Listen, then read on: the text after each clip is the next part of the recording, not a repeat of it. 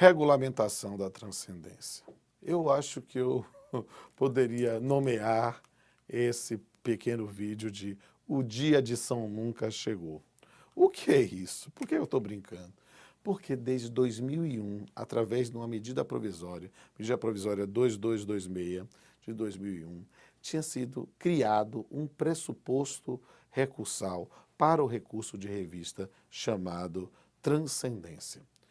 A medida provisória, que foi uma das últimas medidas provisórias em matéria processual, antes da proibição constitucional sobre o tema, né, ela continua em vigor indefinidamente, né, dizendo que o Tribunal Superior do Trabalho, no recurso de revista, examinará previamente se a causa oferece transcendência em relação aos reflexos gerais de natureza econômica, política, social e jurídica.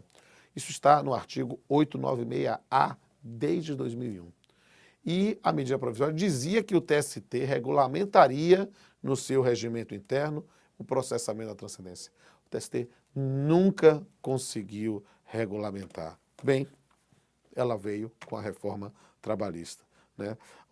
Essa ideia de que o TST vai regulamentar, não. Já foi indicado com parágrafos no artigo 896-A o que é a transcendência. Vamos lá para a tela? Parágrafo 1º. São indicadores de transcendência, entre outros. 1. Econômica, o elevado valor da causa. 2. Política, o desrespeito da instância recorrida à jurisprudência simulada do TST ou do Supremo Tribunal Federal. 3. Social, a postulação por reclamante recorrente de direito social constitucionalmente assegurado. 4. Jurídica, a existência de questão nova em torno da interpretação da legislação trabalhista. Aqui, meus amigos, é dizer, realmente, a partir da vigência desta norma, nós teremos uma restrição muito grande do acesso ao Tribunal Superior do Trabalho, se o TST resolver aplicar efetivamente o dispositivo. Por quê? Porque no Brasil nós temos leis que não pegam. Mas pegando, e agora tem regulamentação específica, nós temos essas hipóteses que são trabalhadas como os conceitos jurídicos abertos, que vão ter que ser fundamentados para que o recurso de revista seja conhecido.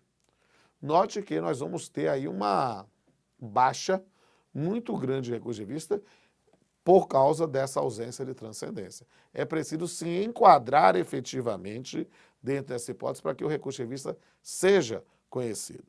E note que há todo um sistema procedimental que foi previsto sobre esse tema. Vamos lá compreender aqui o parágrafo 2º. Fala lá. Poderá o relator monocraticamente,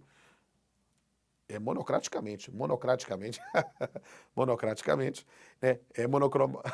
Uma vez que saiu numa prova, o aluno botou uma decisão monocromática, de era Black and White, Michael Jackson. Voltamos. Poderá o relator monocraticamente denegar seguimento ao recurso de revista que não demonstrar transcendência, cabendo agravo dessa decisão para o colegiado. Ou seja, a decisão será monocrática, né, do juiz relator, do ministro relator, em relação à transcendência, né? Isso sem prejuízo de ser analisado isso no colegiado, né? Se o relator nega seguimento porque não tem transcendência, cabe agravo. E aí já se fala no parágrafo 3º até do processamento desse agravo. Vamos lá? Em relação ao recurso que o relator considerou não ter transcendência, o recorrente poderá realizar sustentação oral sobre a questão da transcendência durante 5 minutos em sessão. É estranho verificar na lei algo que é próprio do regimento, mas está lá isso. E aí o que é interessante, se o voto do relator for mantido quanto à não transcendência, sabe o que acontece com o processo? Parágrafo 4º. Mantido o voto do relator quanto à não transcendência do recurso, será lavrado acórdão com fundamentação sucinta que constituirá decisão irrecorrível no âmbito do tribunal. Parágrafo 5º. É irrecorrível a decisão monocrática do relator que, em agravo de instrumento em recurso de revista, considerar ausente a transcendência da matéria.